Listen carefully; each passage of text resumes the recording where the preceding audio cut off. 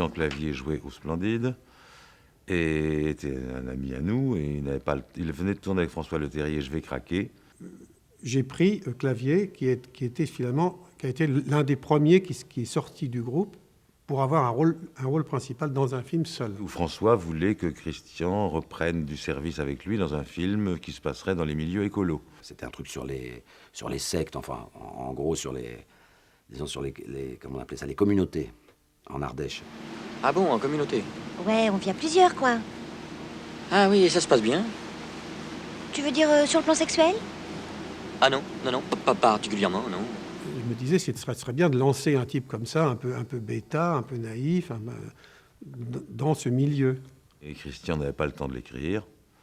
Lausier, c'était pas trop son truc. Et Christian a proposé à François, qui ne nous connaissait pas alors, de Martin et moi pour écrire le scénario. C'est la première fois que j'écrivais un scénario, et je crois Philippe Bruno aussi. On n'avait pas d'expérience de cinéma du tout. On n'avait jamais rien écrit pour le cinéma. On avait écrit des pièces de café-théâtre. J'ai labouré, j'ai semé, j'ai coupé le grain, j'ai pétri le pain. Mon premier jour de tournage a été le jour où j'ai dû être nue comme un verre sur l'échafaudage. C'était très gentil de la part du premier assistant de m'avoir prévu ça ce jour-là.